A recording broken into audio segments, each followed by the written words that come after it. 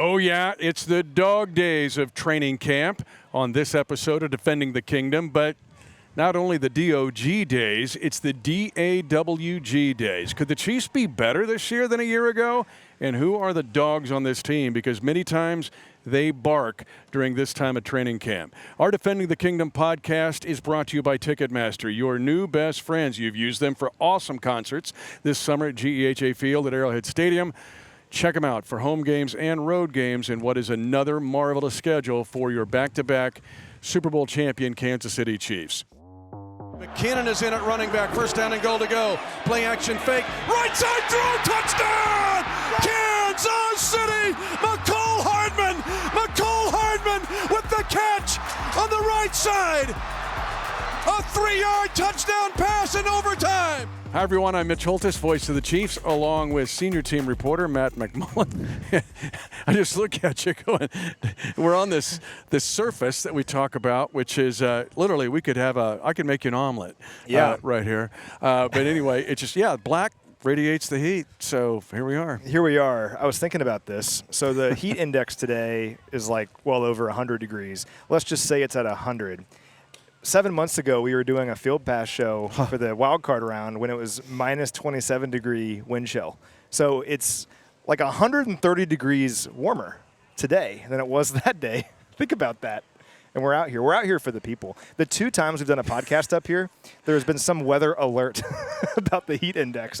Tomorrow it's going to be like beautiful, like 81 degrees, but it wouldn't be a true training camp podcast if we waited until tomorrow. We have to do it in the heat, you know? And you know who would show no sympathy? Who? Coach Reed. No. He wants this. Yeah. He wants this. And the players have learned to use this because Coach Reed is 27-9 in September. Phenomenal in his time as head coach of the Kansas City Chiefs. His December record is actually better. So you start fast, finish strong, but how you build that endurance are days like today here in St. Joseph. And speaking of St. Joseph, it is the intergalactic headquarters of Mosaic Life Care, which is the proud presenting sponsor of the Kansas City Chiefs training camp here at Missouri Western State University. Now, Mosaic, a member of the Mayo Clinic Care Network, Mosaic is investing in the future of healthcare and also investing in their people, their technology, and their services to offer the best and safest care while keeping your local care local. This 4-state area is awesome. I've been trying to rip off towns and speak about them. Troy in Kansas, in northeast Kansas, is right in there with it. In northwest Missouri, you got Mound City, you got Rockport, you got Tarkio, among others, Savannah. So that's all part of it. Craig and Fairfax, all right, they're always surviving floods. Nebraska City? Nebraska City's right there. Yep, they're on the northern end of this discussion. That's a great place, by the way, to go to Nebraska City, check out the Lead Lodge if you want a little weekend getaway. So that's pretty awesome. And then southwest Iowa, which is such a Chiefs stronghold. When you look at Highway 34, mention Atlantic, Clarinda, Shenandoah, home of KMA Radio. All right, there you go. Mosaic serves all of that. They want to keep it local. We're talking about the Dawg days, DAWG. The Chiefs actually have a chance to be better in 2024. Yes, sounds ridiculous, but it's true. Because of the dogs that we see here in this camp, especially on days like today. But before we go to the kennel, let's go around the world, and what do you have? Well, these people are also dogs for coming to camp in this heat. I respect it. I respect it immensely. A lot of people come up and said hi at training camp. If you're going to make it to one of the practices later this week or maybe next week, come up and say hi to us. But so far, heard from Brian from Iowa. Don't know where in Iowa, but somewhere in Iowa. Was it Shenandoah, Atlantic, or Clarinda, one of our towns? I really like the name of Shenandoah, so let's just go with that. Yeah. It just sounds like a cool place. It is a cool place. Heard from Don in Columbia, Missouri, MIZ. Heard from Tim in Lamar, Missouri. Do you know where that is? High School Power. We have folks here today from Smith Center, High School Football Power in Kansas. Lamar, about similar sized school, is the premier program in that class in Missouri. Okay, very cool. Met James from Mount Vernon, Missouri. You familiar with Mount Vernon? Absolutely. Are they the Mountaineers? It should be. Right there. They're close to Lamar, so you got the same geographic spot generally down there. There were 2 friends that came here together, I got so you. that makes some sense. And lastly, met Dan from Kansas City, but now lives in Fort Myers. I've People all over. I've got a couple. I mentioned the Smith Center folks here, led by Shannon and Jay Schmidt. Okay, these are people. Actually, they've helped with the Home on the Range cabin. You've been there. Oh yeah. You've helped with the big weekend we put together. Creed Humphrey, Trey Smith were there last year. Trent McDuffie's been there. Felix and Yudika Ozam and others. They're here today visiting camp, but they're fantastic people. Another shout out to a Defending the Kingdom every episode. I had the time in Washington D.C. Before camp. And I want to get this right because Tom was so amazing. Tom Brandt, who's the deputy chief for Senator Moran in Washington, D.C., is the biggest Chiefs fan maybe, or DTK fan on the planet. And, of course, he said, say hi to Matt. Well, hello. It is an honor. So Tom was awesome. Again, the deputy chief for Senator Moran's office in Washington, D.C. And then the people we meet at camp are crazy. I mean, we've had people here from South America, but Diego Palomino comes up yesterday and stops me as I'm walking back to the dorm. And he goes, hey, look at this T-shirt. I put it on Twitter/X. It's from the Little League World Series. And he was on a team from California playing against Tyler, Texas. And on this T-shirt, just go to my Twitter page, at Mitch Holthus, easy to find it. And look at this shirt because Patrick Mahomes is on this shirt as, what would it have been, maybe 15 or something. But how old would he have been? Like 15. Yeah. And I go, how'd it go, Diego? He goes, not good. He hit a bomb off it. So anyway, this T-shirt was awesome because it's Patrick in the Little League World Series playing for Tyler, Texas. That's so cool. You've seen that video of Patrick where he hits like the game-winning RBI single, right? Yeah. Of him like with his tongue's out and he's, batting. Some people are just good at everything. I think Patrick falls in that category. And something about that, seeing those guys and the names from Tyler, to put it out there on social media. So I was with him in Tyler, Texas at an event he was being presented for. And we were talking about him growing up. He was always wanting to be, everybody was recruiting him to be on the Dallas team, right? The Metroplex team, go on the super travel team. They're going to be in, Sri Lanka today, and then next week they're going to be in Australia. He goes, why would I do that and leave my guys? He goes, by the way, we just went and beat all those guys anyway from Dallas. So it just tells you what we see in Patrick was way back then when he's a young teenager because he's loyal to where he's at and loyal to his guys. That's Patrick Mahomes in a nutshell. People ask us beyond the talent, what makes him so special. It's that stuff. How often do you find a player who's so physically gifted, who is really, really smart, can evaluate things on the field, and is also like an awesome guy away from the field? You don't find that player because rarely do they exist. Well, it exists with Patrick Mahomes. That's why he is the greatest player in our game today. Not the fourth greatest. That's why he is the #1 player in our league right now because of the talent, the intelligence, but maybe most importantly, who he is away from the field too. Who makes those ratings, honestly? I don't know. Stand up and be accounted for. How are you putting him forth? Reveal yourself. Yeah. Anyway, don't get me started. I got heat stroke, okay? I really do now after that, so don't get me started. But honestly, I think we can say our first dog, D-A-W-G, of this camp is actually Patrick himself. He's been here. He has his own OTAs. He attacks OTAs. We've talked about all that. But it's when in these days when you've got to push through it. Andy Reid says you've got to push through it. This was a hard practice today, and nobody's pushing through it harder than Patrick Mahomes. All right, this will be a long-winded response, but can I give you some Patrick Mahomes like numbers and accolades? Sure. Okay, so Patrick Mahomes has the most passing yards and touchdown passes through 100 career games in NFL history, and he did so with 4 games to spare. He's only started 96 career regular season games. He has 15 career postseason wins at quarterback. That's third most all-time already as a 28-year-old, behind only Joe Montana, who has 16, by the way. So Patrick's one behind tying Joe Montana, and then Tom Brady has 35, but he's getting there. He's the first player, this is a cool one, I didn't know this until recently. He is the first player to win back-to-back Super Bowl MVP awards since Terry Bradshaw in 1979 and 1980. And lastly, I talked about this one on our live stream a little bit ago. This one's great. This came from sports writer Neil Payne. Since 2001, there have been 125 drives in the NFL playoffs where it's at least the fourth quarter, under a minute left to play, and the team with the ball trailed by 1 score. In those situations, teams succeeded and got the points that they needed about 40% of the time. Tom Brady was 5 for 11 in those situations. Drew Brees was 3 for 6. Patrick Mahomes is 7 for 7 in his career in those situations, basically saying he's the most clutch quarterback that has ever lived. So I say all of that to set the stage for day 13 of training camp when it is 100 degrees out here. It's their 7th padded practice in the last 11 days. Guys are exhausted. Patrick Mahomes has accomplished literally so much in this league, and yet he's going hard in practice. And last year, though, he went to next level of dogness, D-A-W-G. His per game passing total is number one in NFL history in his first 6 years as a starter at 296.1, right? Remember that number. 8 times in the Chiefs' 15 wins last year, he was under that number and won. 5 regular season games, 3 out of the 4 in the playoffs. What does that tell you? He does not have to be a high-volume passer to win the game. He does not have to throw for 400 or 500 or whomever's in the basement saying he's in the 4th best player in the league going, hey, he had a down year. No, he didn't. He won the Super Bowl, and he did it by grinding. Many of these games were grinded-out games. You don't win at Buffalo or win at Baltimore or beat a San Francisco team without being a grinding quarterback on that path, and that's exactly what he did. That was a big step for him. That was a step forward that he had proven now he can win every game in every way under any circumstance. And in the Super Bowl, lead a game-tying drive in regulation and then lead a touchdown, game-winning drive. In overtime, I mean, listen, Where Patrick he completed Mahomes, every pass. Exactly. I mean, he has all the stats and the numbers. At this point with Patrick, it doesn't really matter what his regular season numbers are. They're going to be really good. We always put it in the context of, did he throw for this many touchdowns, this many passing yards? It doesn't matter because all he cares about is winning. If the Chiefs win, he is happy.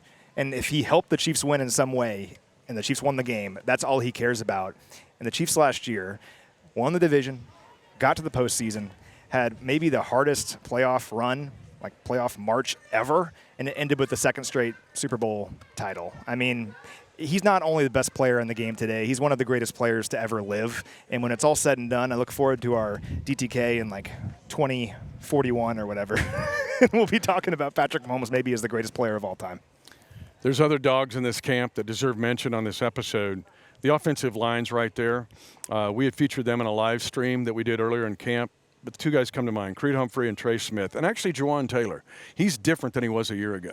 Totally different. He's acclimated to not only the culture, he's more comfortable in the system, but those guys have been dogs in this camp because they brought it every day. And they've been here for almost every moment, and they just been outstanding. Joe Tooney has worked his way back. Remember his off-season surgery. He got hurt in the Buffalo game. And then left tackle is a discussion we've had before. But those other 3 guys from center, right guard, right tackle have proven to me they are dogs in this camp. And this camp is really, really hard on those guys. If you've been up here at camp, you know what I'm going to talk about.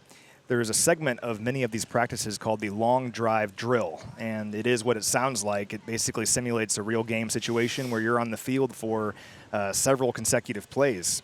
There was one a few days ago where the first team offense was on the field for 16 consecutive plays. Now, receivers can rotate in and out like it was a real game, but your offensive linemen, they're staying in there. And it's 100 degrees, play after play after play, not much of a break. I mean, that's grueling, but that's where you find out who your best players are. You have to dig deep and really learn who you are as a player. And beyond even the starters, who's going to make this team as a reserve?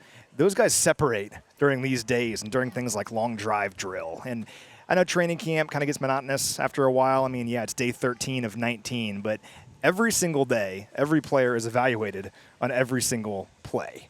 And if you're trying to make this team, or you're a player like Juwan Taylor or Joe Tooney or one of the starters who wants to maybe take your game to the next level next season, you do it in training camp. And it's a beautiful thing. It's hot, it's difficult, but this team's getting better over the last several days. Long days, long nights here, and the scouts and the coaches have long nights. Do you realize, and I don't know if fans realize this, they rank every position, every player, every day. Yeah. And those rankings change from day to day, but your point's a good one. But they'll be there tonight grinding away, and they will go down every player, all 91 players, and rank them in every position group every day. Now let's jump to the defense and where we're seeing some dogs on that side.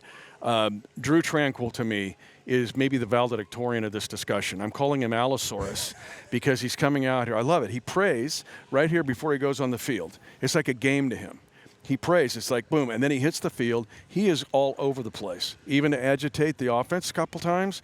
But Drew Tranquill's having an incredible camp, and it's not just physically. He is mentally and emotionally attacking this camp. Okay, let's take a step back. This is the brilliance of Mitch, okay? He could so easily compare Drew Tranquill to a common variety, everyone knows kind of dinosaur, like, oh, he's a T-Rex or he's a Velociraptor or something. No, he's an Allosaurus. I had to look it up. I like dinosaurs. I had to look it up, and I sent him back a picture of an Allosaurus. My wife was like, you guys are out of control. But yeah, I'm with you. My favorite thing Drew has said all of camp. Jay Schmidt from Smith Center had Mrs. LaRue in grade school. And she taught me what Allosaurus was all about. Like dinosaurs, man. It's a big deal in Smith Center. Just saying it. Well, there's fossils out there, right? Oh, yeah. You'll find fossils. Just dig around a little bit. They're there. Yeah, I believe it. Mostly on Schmidt's farm. But Drew Tranquil, during one of our live streams, like last week, you interviewed him, and he talked about what Spags said one of the first days of camp, that you can't rely on what happened last year. The defense was so good last year, doesn't matter anymore. Apparently, Spags told a story about how during his Giants days, he had a top-ranked defense one year. Next year, they fell to 31 overall. Well, Spags and Tranquil and Nick Bolton, when he's healthy, these defensive players that have been around the league a little bit, they've told us repeatedly, we're not going to let that happen. And the mantra for the defense this year is D-bet. It's demand better. And it's cool because the defense, as good as it was last year, I think about right after the Chargers game in Week 18, I knew the exact numbers, like the number of points we could allow for our defense to finish first, second, third, whatever, in scoring. We finished number 2 in the NFL in scoring, and we saw Spags after the game, and I was like, Coach, you finished number 2 in scoring. And he was like, that's not good enough. He wasn't even happy about it, didn't smile. Like, that's not good enough. We need to be number 1. And I'm excited for this defense to see if they can achieve that this year because they certainly have the mentality to do it. And takeaways are going to be a big issue with this team. They didn't take it away a lot last year. That's the one thing, yeah. And so to take it away, you may be 5th in scoring defense or even 7th, but if you take the ball away more, you win more games. And I could see that happening with this defense. Another dog, and this is going to be near and dear to your heart, in this camp, a dog is Brian Cook at safety. Number 6 is back. Remember, he had the ghastly ankle injury in Green Bay last year. It wiped him out for the rest of the year, including the playoff run to the Super Bowl. He's back. He's attacking every day, even to the point where he's agitated Mahomes, right? They're getting after it. There was an interception. He's like kind of calling out Mahomes. The next play, Mahomes comes after him and finds Jared Wiley. But still, I'm really encouraged with what I'm seeing from Brian Cook. The Brian Cook we saw as a rookie, we're seeing here. Better. I agree. Brian Cook was in the middle of some of the biggest moments of last year. Some you might remember, some you might forget about. The obvious one is the touchdown against the Dolphins in Germany. I mean, just incredible. He's like a Olympic sprinter with the high knees running down and scoring after Mike Edwards lateraled it to him. But also, do not forget about his open field tackle on Breece Hall in the Jets game. That's like a forgotten play. That's like your favorite play, and I love that. Because for me, it's so easy to look at the touchdowns or receiving yards or interceptions. I get it, but you can't forget about the moments in a game where everything kind of teeters. And in that Jets game, Breece Hall was going to score a touchdown. I mean, it was a wide open field. Like, he's going to run for a touchdown. Brian Cook was the only guy in between, and Brian made a great open field tackle. Well, if you look at the rest of the game, first of all, the Chiefs won by 1 score, so that was gigantic. But also, the Jets didn't get past that point the rest of the game. Like, they didn't move further into Chiefs territory the rest of the game. Football is a game of inches. That's an obvious cliche, but it's also a game of little moments. Like, 1 or 2 plays can decide these things, and for Brian Cook to be ready in that moment stood out to me. So he's a really good player on, like, every down, but those kind of things separate, like, guys who are out there who are serviceable and guys who are really, really good players who are going to grow with this defense. And that's what stands out to me about Brian Cook. So glad he's back. His mentality is great. He's healthy. He's out here doing everything. Brian Cook, after that scary injury in Green Bay, appears to be good to go. He fits in with one of my favorite stats of this team right now, and that is the great group of 2022 DBs. There are 5 in that class, and they are 35-0 in the playoffs. I've often said this. Is that good? Jay Schmidt would hire these guys. He would have them as business partners. You would want to work for them. You'd want them to work for you. They're great people. They're also dogs. And I've seen Trent McDuffie get dog. He's been dog out here. If you look at his career, people go, he hasn't had an interception in 2 years. No, but he's had more forced fumbles and quarterback hits than any cornerback in the league history, second most in NFL history for a corner in his first 2 years. Now he's taking on even more of a role. And even his 3rd year as the age-old third-year guy, these guys, that group is a unique group, and we've seen Najee Johnson come fighting back. A little bit of dog in him, coming back from an ACL injury suffered about this time a year ago. And he's been in and out, but he's back. He keeps fighting back and coming back. Now, Jalen Watson is gradually coming back. Joshua Williams has had a good camp. But those guys, those DBs from the 22 draft class, are a very unique group. And they're just getting better, and it's one of the reasons why this Chiefs team can be better in 24. So you and I both love L'Jarius Sneed, and L'Jarius Sneed is a dog, as we saw last year. But one of the primary reasons, yeah, absolutely, one of the primary reasons the Chiefs allowed L'Jarius Sneed to go out there and, I guess, trade him to the Titans is because we felt really good about this group. And it begins with Trent McDuffie, who is a star. He is a star in the making, an all-pro last year at nickel corner, but now he's going to bounce outside and play a lot of outside corner, maybe travel with the top receiver of the other team. We'll see. But just so good last season. Pro Football Focus ranked him as the number 2 corner in the NFL coming into this year behind only Sauce Gardner. That's how highly they think of him. I think a big season's coming for Trent McDuffie. But the other guys, too, like you mentioned, Joshua Williams having a really nice camp. Jalen Watson kind of working back from that injury, but looks better and better every day. And Najee Johnson, who was one of the stories of camp last year. We felt so good about what he was going to contribute defensively last season, not just on special teams. But he's back. He's missed a few days with just a lingering hamstring injury, but he was healthy out there today. Najee Johnson has a real shot to make some impact moments for this team. So we feel good about this defense. I mean, it's young, it's ascending, and this is something that we've talked about for months and months.